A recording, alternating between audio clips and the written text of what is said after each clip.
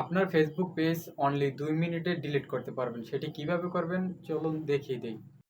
এই কাজটি আপনারা ফেসবুক লাইট অথবা ফেসবুক অফিসিয়াল অ্যাপটি দিয়েও করতে পারবেন। তো আমি ফেসবুক লাইট অ্যাপটি দিয়ে দেখাচ্ছি।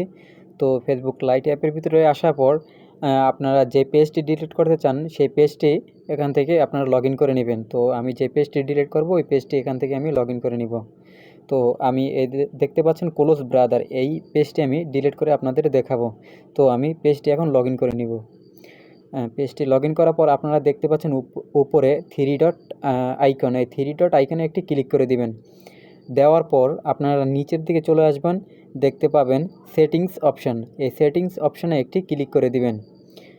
সেটিংস অপশানে ক্লিক করার পর আপনারা একটু নিচে চলে আসবেন।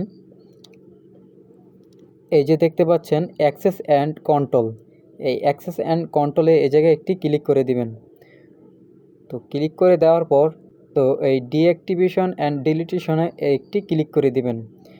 ক্লিক করার পর আপনারা দেখতে পাচ্ছেন ডিলিট পেজ, এই আপনারা ডিলিট পেজে একটি ক্লিক করে দিবেন। কন্টিনিউ বাটনে ক্লিক করবেন, করার পর আবার কন্টিনিউতে ক্লিক করবেন। করার পর নিচে দেখতে পাচ্ছেন ডিলিট অ্যাকাউন্ট, তো এই ডিলিট অ্যাকাউন্টে একটি ক্লিক করে দিবেন।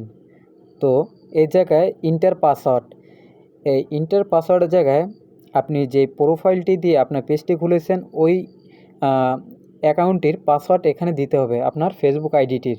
তো আমি আমার ফেসবুক আইডিটির এখানে পাসওয়ার্ডটি দিয়ে নেব। আপনারাও আপনার ফেসবুক আইডির পাসওয়ার্ডটি এখানে দিয়ে নেবেন। পাসওয়ার্ডটি এখানে বসানোর পর নিচে দেখতে পাচ্ছেন কন্টিনিউ, এই কন্টিনিউ বাটনে একটি ক্লিক করে দিবেন।